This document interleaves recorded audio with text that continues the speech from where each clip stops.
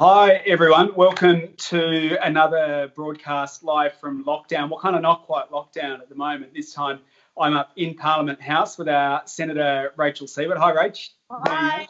We're both in the same building, but we are appropriately socially distancing ourselves in different rooms. But really good to be here with you all. I want to acknowledge that here in Canberra we're coming from Ngunnawal country and pay respects to elders past and present, and acknowledge that wherever you are, if you're in this place that we call Australia, we're in, or you're on what was and always will be Aboriginal land. Here in Parliament, they've called us back to deal supposedly with some urgent legislation and some urgent reports. And what we heard from a Treasurer who came to Parliament at the start of this week to give a speech was that apparently, we're going to have to get ready in a few short months for all of the support measures that the government's put in place to suddenly be switched off, and in the government's terms, snap back to normal. But at the same time, they're telling us that it's going to take a very long time to recover from the economic crisis of coronavirus. And what we're learning is that it's especially hitting young people hard, and it's especially hitting people who don't have jobs and who've been reliant on social security. It's especially hitting a lot of those people hard as well. And it's not like things were easy before. And one of the things that we've been pushing really, really hard to get the government to pay attention to is making sure that as we navigate this crisis, where we've got to put public health first, remember, right? So no one really likes these restrictions, but the restrictions are there to ensure that we save lives and that we all stay healthy, and that the people that we love are looked after as well. That if we're going to do that, and we're all going to be undergoing these restrictions because we all agree that we want to put public health first, then we've got to make sure everyone is looked after along the way. And Rachel Siewert, who's with us, is our welfare spokesperson and has been spending a lot of time, many, many years, fighting for the rights of people that the government oftentimes not only doesn't want to think about, but likes to demonise. And nowhere is that more the case, I guess you probably agree, Rach, than people who've been on what used to be called Newstart. Like it's pretty tough life, right? It's very tough. Trying to survive on $40 a day, and they've been a lot of people who are stuck on Newstart long term have been trying to survive on $40 a day for years and years. And of course it doesn't have the same indexing, or the old Newstart, now JobSeeker. It doesn't have the same indexing as, say, the age pension. So it's been falling further and further behind. So it's been getting harder and harder for people on this stuff. And so let's just rewind a bit, because some people who've lived through all of this know and have felt this intimately, like the difficulty and the struggle just to survive. But we're talking $40 a day. The government says, oh, no, hang on, some people get an additional supplement, but often that supplement can just be about $3. But so you've got people who are having to get by, a huge chunk of people having to get by on $40 a day. That was the situation before Corona crisis hit, right? Yes. Yeah. And so like, on this really, really low payment, what happened when the coronavirus crisis hit and the government had to respond and probably sort of, through gritted teeth had to do a bunch of things that they thought they'd never have to do in their life? What happened with Newstart and what we now call JobSeeker? Okay, so it turned into JobSeeker just as the coronavirus hit, which was also hugely confusing for people. But what the government realised is that what we've been saying for all those years is that Newstart is inadequate. The light suddenly went on for them that there's over 1 million people, and we now know there's at the moment about 1.4 million people we're going to be trying to survive on Newstart, and they knew that was untenable. They knew people wouldn't be able to. So what they did was doubled Newstart, or what is now JobSeeker. They doubled it. And it's just having the most marvellous impact for people who have suddenly been able to spend a bit of money and look after the essentials that they've really never been able to afford before. Of course, the new people that have come onto it's really good for them as well, of course, because they're not stuck on $40 a day, where we know very well people wouldn't be able to pay their rent, pay their mortgage, any of their day-to-day living expenses. So so it's $1,100 a fortnight at the moment, about $1,100 a fortnight. So what have people been telling you is the difference between $1,100 a fortnight, and half of that, which is $40 a day, what they had to live on before. So we've been reaching out to people that are now on JobSeeker, and they've been telling us what they can do now. So, you know, people are talking about, well, I can now afford to get dental treatment, because that's one of the things that we know is really hard for people trying to survive on $40 a day. Dental goes, one of the first things that goes out the window. So they, you know, one person said, dental for me, maybe save for braces for my boys, replace old broken furniture, one of my kids' beds, and yes, definitely not have to worry about food and bills for a while.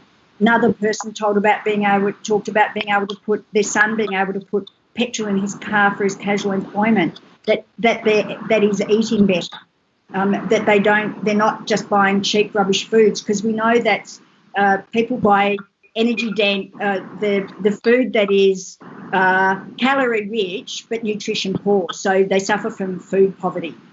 So they can buy better food, buy shoes, socks, underwear, pay their car registration without foregoing food. They also talk about not having to choose. Another person talked about not having to choose between going to their dentist or their psychologist.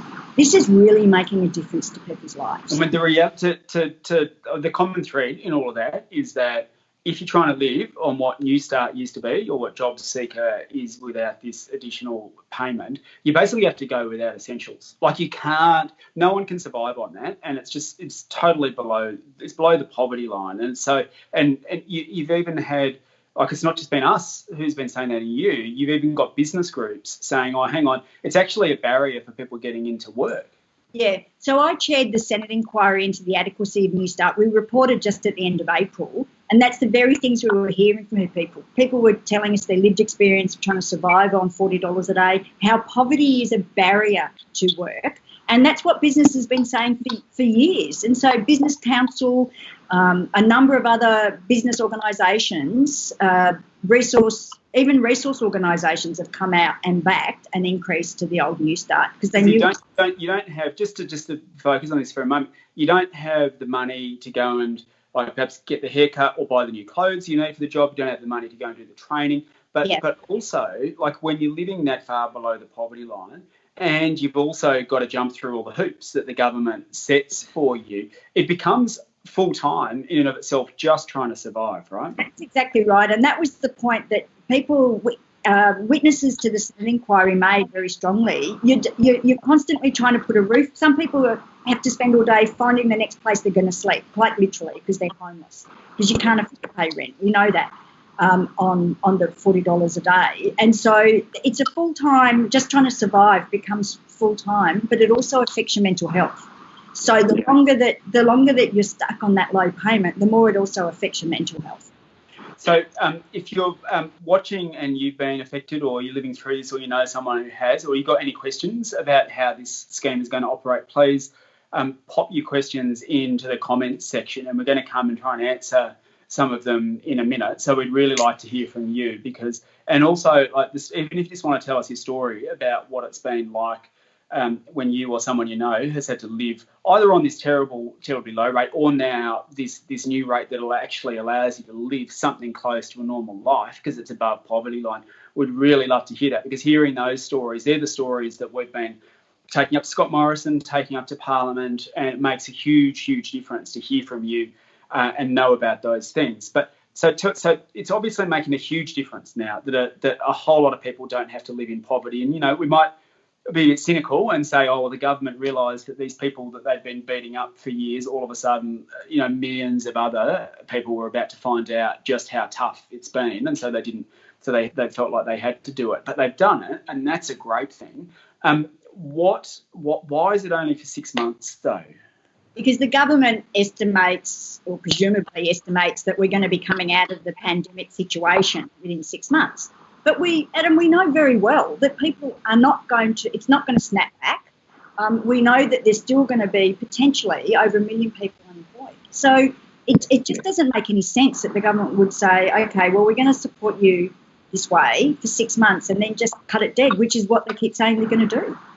Because like we've got predictions at the moment of sort of an almost doubling to 10% unemployment. Yep. And the thing is that a lot of those figures, you got to take it a bit with a grain of salt, because everyone who's getting getting other payment from the government, JobKeeper, to stay in work, they're now still counted as employed. And so, but what happens if, like, when that runs out as well, the cafe hasn't restarted because there's still social distancing, or the other jobs haven't picked up. So it could, and then when you take into account that it's worse for younger people, it's worse for older people, and it's worse for certain groups, and it's predominantly women who are losing a lot of the hours of work. You can, like, it won't be unexpected to think that we could have, 20 or 30% unemployment amongst young people, and that's not going to finish in September. But that's when this payment supposedly runs out in September, right? That's exactly right. So at the moment, the payment at the new level is above the poverty line.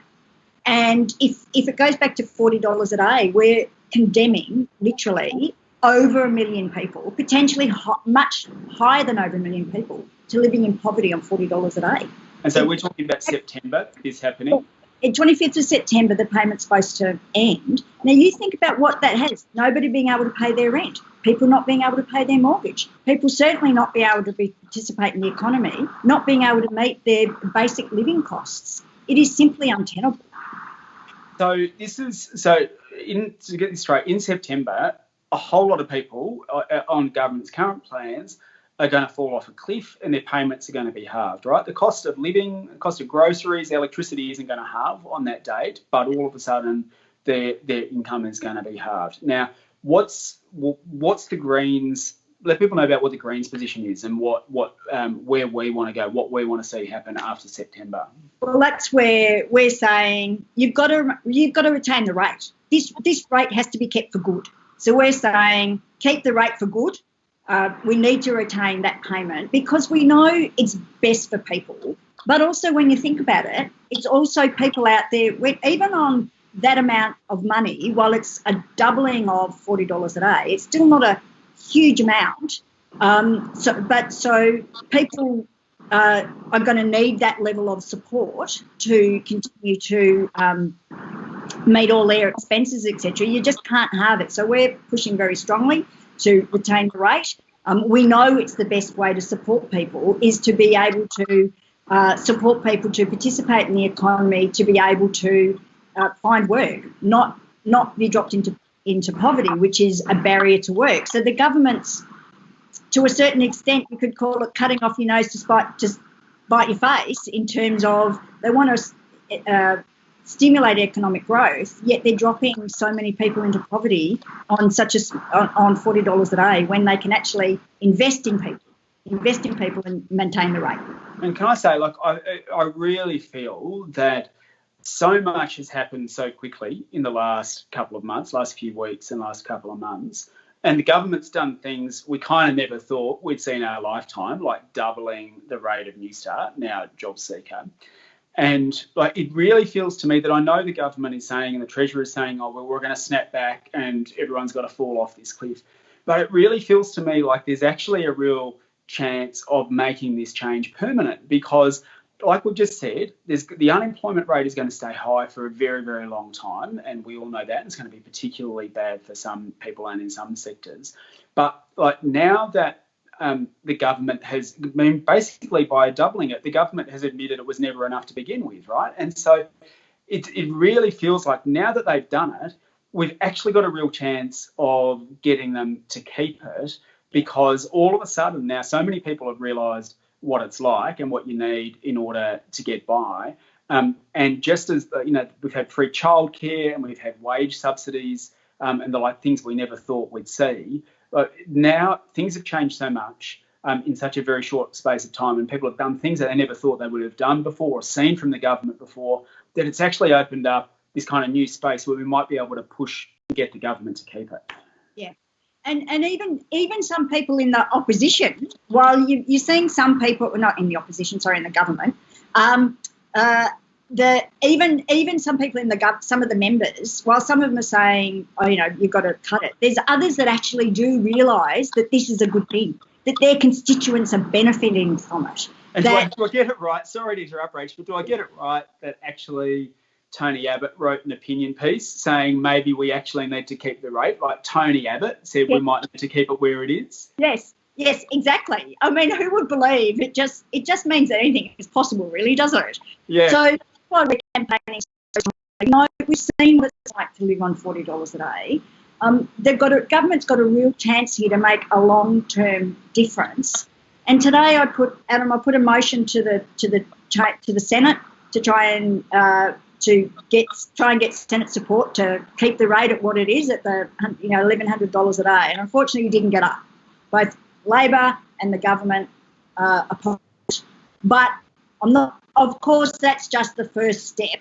We've got to just keep campaigning to lift the rate. Like, who would have thought at the beginning of January, if somebody had said to me, "Oh, they're going to double Newstart in March," I would have gone, "You're dreaming." I got to say, it's a shame that today Labor and Liberal joined together to say no, we don't want to retain the rate. But that's what happened with marriage equality. We kept bowling up motions and bills to say make marriage equality happen. Labor and Liberal kept voting against it. Then finally we got it. We got the Royal Commission into the banks on that front. We're starting down the road of getting an ICAC, an Independent Corruption Commission, on that front as well. And this is part of what we do in Parliament, folks. Like, we go up and we keep pushing and pushing and pushing. And it's that classic thing. They keep saying no, no, no, no, no. And then all of a sudden they turn around and say yes and pretend it was their idea all along. So I expect that to happen. Just to some of the things that I've done on Newstart, for example. That's right.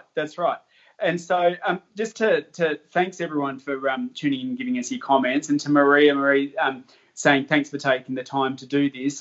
You're welcome, but this is our job, really. It's why we're in Parliament. Like, we're there to fight for these things. And I think it's, as I said, we thank you too for sharing your stories, because it helps us do our work. Robert says, well said, Adam. My work doesn't qualify for JobKeeper, and just so people know, JobKeeper is the other thing the government's doing, which is giving some money for people who are in work to stay in work. But there's so many people who don't qualify for that, and some businesses don't qualify for it. And if you were casual and employed for less than 12 months, you don't get it either, which is just terrible, right? Because we know how widespread casual work is in our society now. And so many people are on casual jobs and moving between job to job. And so the government deliberately cut out one over 1 million people by not including them. So at least now there's a double Newstart or a JobKeeper to rely on. But I think they should have made JobKeeper available to everyone, Robert. Now, this is a question for you, Rach. This is from Dominic. Dominic wants to know what's happening with mutual obligation requirements. Okay. And can you just let everyone know what are mutual obligation requirements for all the people who haven't had to live through that horror?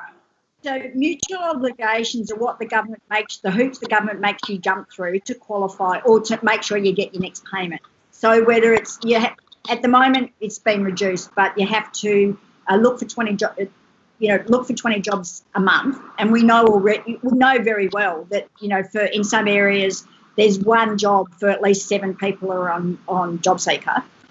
You also have to have appointments with your job service provider and report regularly. So there's a number of things that you're required to do, and people, if they don't meet the letter of the requirement, they get suspended off the payment. You get up to 5 points, and then you get suspended without payment, and not for a week. So it's quite a complicated process, as people will attest to if they're going through it. That's now being suspended. We've been lobbying on it very heavily. We managed to get it suspended for a couple of weeks in April, and then the government extended that suspension until the 22nd of May.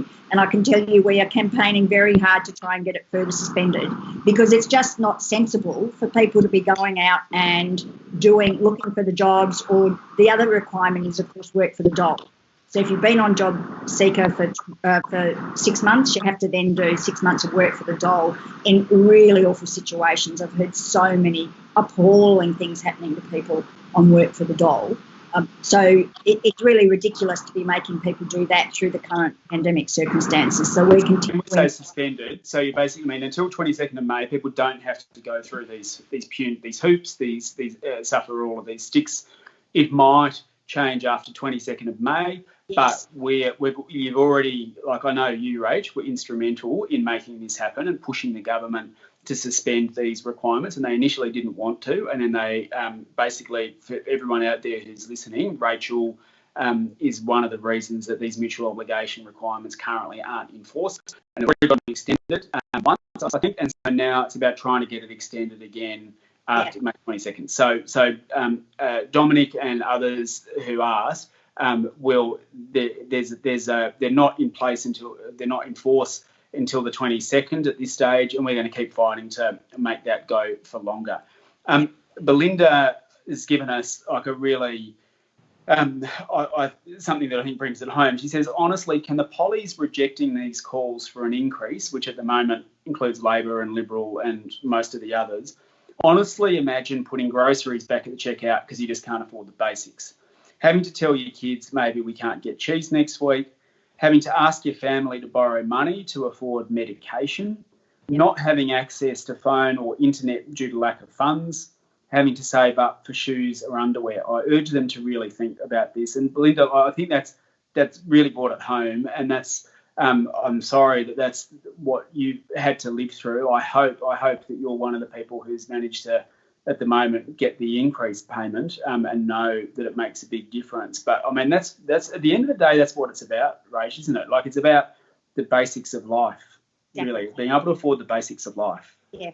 Exactly. And as you said earlier, if you're so focused on trying to meet those basics of life, that consumes your whole being just trying to make ends meet. Or in some cases, people don't. They're having to borrow. We're a wealthy country. It's just like there's no, like, why should someone in a wealthy country like Australia, where we've got billionaires and people who can afford to buy 5 or 6 houses, why in a country like that, why should we also be having people who have to borrow money to afford medication or say to the kids you can't have cheese? Like, it's just terrible. Now, here, Rach, another set of questions for you.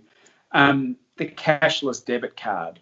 People want to know, quite a few people have asked about this. So can you tell us, firstly, what is this thing called the cashless debit card and who's on it, and what's the status of the trial and what's coming up next? Okay, so cashless debit card is basically income management, where you get in this instance with the card, 80% of your income support goes on the card, and you only get 20% of it in cash. And you can't spend that money. It's supposed to be about not being able to gamble with it, buy alcohol or drugs.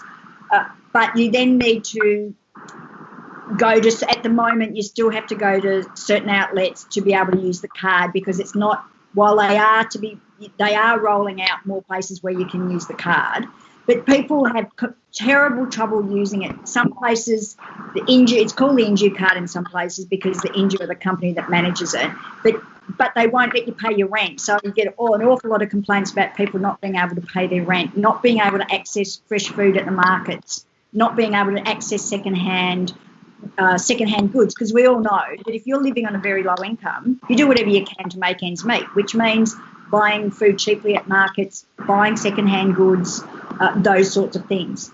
So what's happening at the moment is it's being trialled in 4 places around the country, and those trials have been extended now to the end of this year while it's supposedly evaluated. And unfortunately, both the stimulus payments, the $750 stimulus payments, have gone onto the cashless debit card, and the supplement has too. So 80% of this extra payment has gone onto the card, and people only get access to the other 20% of that payment. And the thing that just gets me about this is the Liberals who talk about individual responsibility and freedom of choice are now saying people aren't allowed to manage their own money. And it's just like you don't lift people out of poverty by taking away their rights, basically. And we've been opposing income management since the Northern Territory intervention came into place in 2007. And the final evaluation, even though the basis card's still there, they did this evaluation, they called the final evaluation, showed that income management met none of its objectives. So it didn't meet the objectives the government put it in place for in the first place, and yet they're still rolling out income management. It makes no sense. It's not evidence-based, it's ideology. So now we're at this point where, as we said before, it's a bit like all the other campaigns that we fought and won. We start with the people on our side, but not necessarily the politicians. And at the moment, Labor said no, they won't support retaining the rate. The Liberals have said no as well, and I presume the others have as well. It's our job now to basically get them to change their mind. And so to do that, we're going to need to show people power. We're going to need to show them that this is actually what people want. So, Rach, what can people do to now join our campaign and to support this campaign to make sure that we retain the rate? So for a start, contact your local MPs, contact your senators, let them know that you support the campaign to retain the rate. Let them know about your lived experience. If you were stuck on the $40 a day before and you've now got the doubling the income, share your experiences, what it means to you. If you're recently newly unemployed, share your experiences of just how important the rate, getting the JobSeeker payment is for you. Ring, email your local members. Share your experiences with us as well. It's really what I've been doing, and you heard me read out a couple of the experiences I've already received from people. Share your experiences with us. We will continue to share those in the Parliament and wherever we can. Sign the petition. We'll share online. We'll share updates. Keep up to date with where the campaign is at, so that whatever we're doing next, you can join in. Sign our petition to the Prime Minister and to the other members of Parliament to show that you support retaining the rate. We really do need to keep this rate for good. People power will make the difference here. It really will.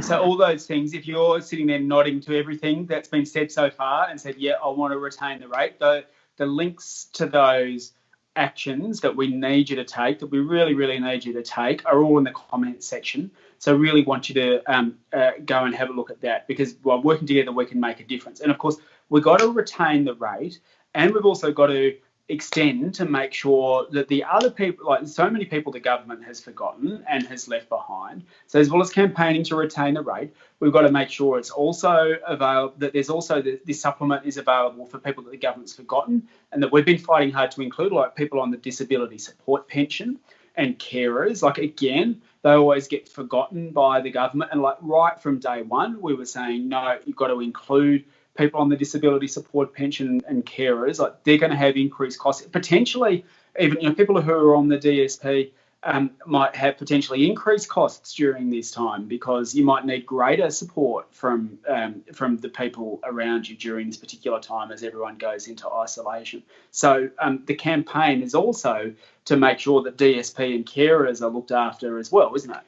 Yes, that's right. And we already know that disabled people are already bearing costs of $107 more than people that aren't living with a disability. We know that from a NatSen report from last year. So we're already there behind the eight ball, and we've also been reaching out to disabled people and people trying to survive on the carer payment, and they've been really clearly articulating their costs to us, and they're really significantly higher, a couple of $100 higher, because they have to shop online. Because their medications, they can't get the no-brand medications. They can't get the no-brand food, for example. All their cheaper options are gone. They've had to pay for extra transport, delivery costs, so PPE. So they've got very significant higher costs as well, already on top of higher costs. So they're really behind the eight ball. So please help us to retain the rate and help us to extend it more broadly by going to some of the links that are in the comments section, because we need you to join our campaign. Yes, we'll keep fighting, but just like we won with marriage equality, just like we won with the Banks Royal Commission, starting from exactly this position of pushing and pushing and pushing, we're going to win with this as well. But we need to be able to go and show people in Parliament that you're there with us and that you're behind this campaign and that you want it to happen. So please have a look at the links and come and join us. And I guess just Rach, like we've spoken about it already, but how would you sum up, like, what's at stake in this campaign? What happens if we don't succeed in retaining the rate, and why is it so important that we've got to win? Because people will fall back and be living in poverty, and it's unfair, and people's physical and mental well-being is literally at stake here. People's lives are at stake here. It's not too strong a word to say that, because people will be condemned to living in poverty in the face of increased costs, high unemployment.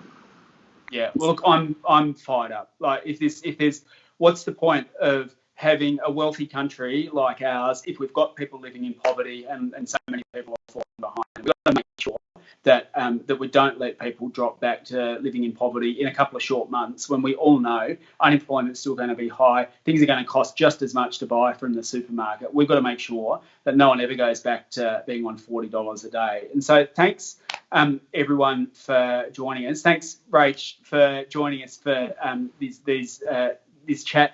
And I really, thanks for sharing your stories as well. I know that for some people that can be a big thing to do, to share your stories. And but do know that it makes a huge difference to us, because we read all these comments, and these are the stories that we'll take up in Parliament and to try and persuade the government and the opposition that we've got to retain the rate. Follow us online. Email your MP, sign the petition. All the links are in the comments. Please come and do that. And one thing that would be really, really helpful for us is that if you're on some kind of income support, send us a video and send that video. Again, the links are in the comment section. Send us a video and let us know, especially if you've been you had the before and the after, and you can tell us what it's like to have the new payment, or if you want to share your story about what it's like on $40 a day and why we can never go back to it. If that's something you want to do, is a really powerful thing, and we'd love to hear your story. So please send us through a video as well. So thanks, Rach. Any final words from you? Thanks for joining us. And I'd say if you're fired up, tell your friends. Tell your friends to also get in the campaign, because we need as many people running, really running hard on trying to retain the rate. Yeah, and we're all in lockdown. Got time to sit in front of our devices or our computers or whatever. Let's actually use this to make some change, hey? Sitting right now, you could share these links with a few of your friends via Facebook. Just share a couple of the pages, text them, get people to join up, because this is how we're going to make change. This is how change happens from lockdown. So we really need you and need all your support. So thanks, everyone, for joining us. Thanks, Rach. And see you again next week. Bye. Bye.